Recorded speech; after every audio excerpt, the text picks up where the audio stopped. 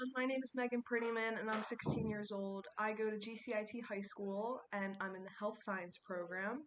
Someday, I want to be an emergency room doctor in a hospital.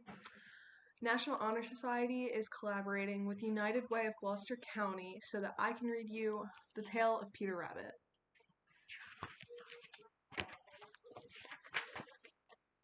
Once upon a time, there were four little rabbits, and their names were Flopsy, Mopsy, Cottontail, and Peter. They lived with their mother in a sandbank underneath the root of a very big fir tree. Now, my dears, Said old Mrs. Rabbit one morning. you may go into the fields or down the lane, but don't go into Mr. McGregor's garden. Your father had an accident there. He was put in a pie by Mrs. McGregor.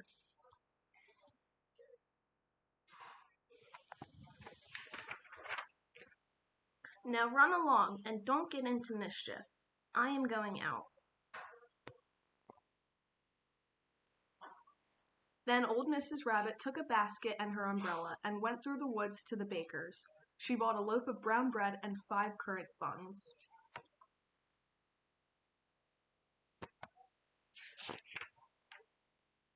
Flopsy, Mopsy, and Cottontail, who were good little bunnies, went down the lane to gather blackberries. But Peter, who was very naughty, ran straight away to Mr. McGregor's garden, and he squeezed under the gate.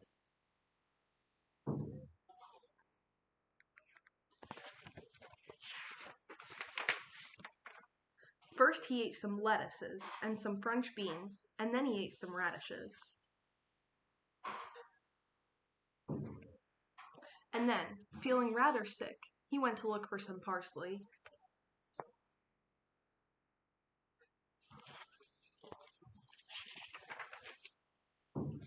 But round the end of a cucumber frame, whom should he meet but Mr. McGregor? Mr. McGregor was on his hands and knees planting out young cabbages. But he jumped up and ran after Peter, waving a rake and calling, "Stop, thief!"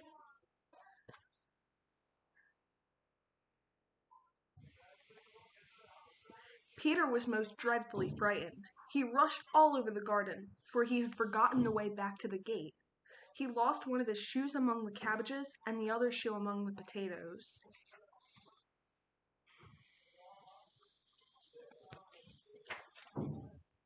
After losing them, he ran on 4 legs and went faster, so that I think he might have gotten away altogether if he had not unfortunately ran into a gooseberry net, and got caught by the large buttons on his jacket. It was a blue jacket with brass buttons, quite new. Peter gave himself up for lost and shed big tears, but his sobs were overheard by some friendly sparrows, who flew to him in great excitement and implored him to exert himself.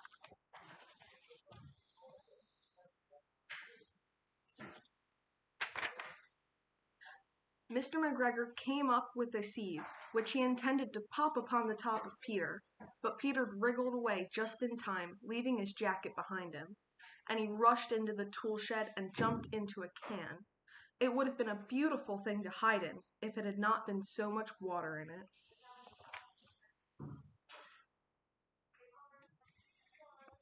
Mr. McGregor was quite sure that Peter was somewhere in the tool shed, perhaps hidden underneath a flower pot. He began to turn them over carefully, looking under each one. Presently, Peter sneezed. Kerchoo! Mr. McGregor was after him in no time, and tried to put his foot upon Peter, who jumped out of the window, upsetting 3 plants. The window was too small for Mr. McGregor, and he was tired of running after Peter. He went back to his work.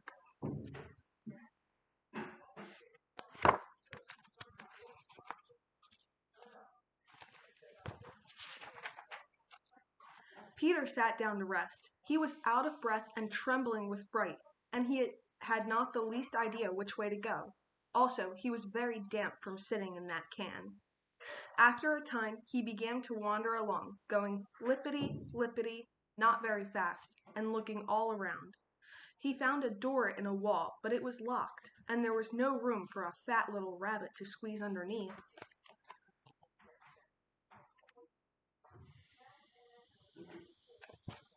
An old mouse was running in and out over the stone doorstep, carrying peas and beans to her family in the woods. Peter asked her the way to the gate, but she had such a large pea in her mouth that she couldn't answer. She only shook her head at him, and Peter began to cry. Then he tried to find his way straight across the garden, but he became more and more puzzled. Presently, he came to a pond where Mr. McGregor filled his watering cans.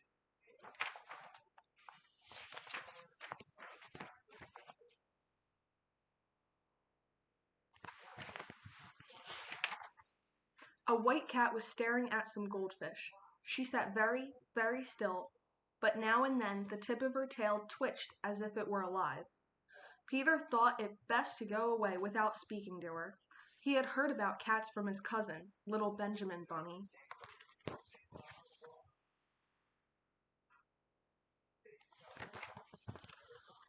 He went back toward the tool shed, but suddenly, quite close to him, he heard the noise of a hoe.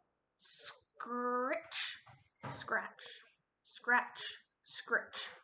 Peter scuttered underneath the bushes, but presently, as nothing happened, he came out and climbed upon a wheelbarrow and peeped over. The first thing he saw was Mr. McGregor hoeing onions. His back was turned toward Peter, and beyond him was the gate.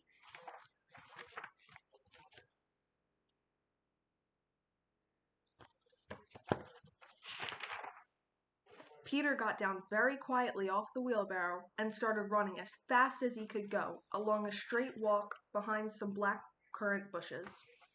Mr. McGregor caught sight of him at the corner, but Peter did not care. He slipped underneath the gate and was safe at last in the woods outside the garden.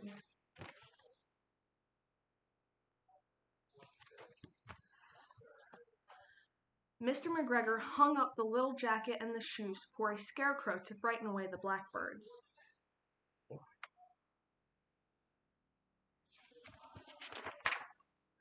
Peter never stopped running or looked behind him until he got home to the big fir tree. He was so tired that he flopped down upon the nice soft sand at the foot of the rabbit hole and shut his eyes. His mother was busy cooking. She wondered what he had done with his clothes. It was the second little jacket and pair of shoes that Peter had lost in a fortnight.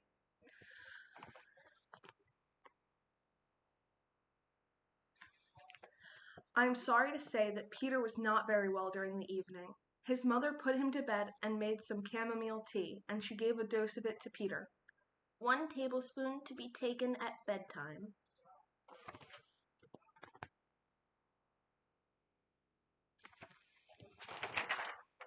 But Flopsy, Mopsy, and Cottontail had bread and milk and blackberries for supper. The meaning behind this story is that you should always listen to your parents. Whether you think they're right or not, they know what's best for you so that you can stay safe and stay out of trouble. I picked this book to read you because this was one of my favorite books that my parents read to me when I was younger. Thank you.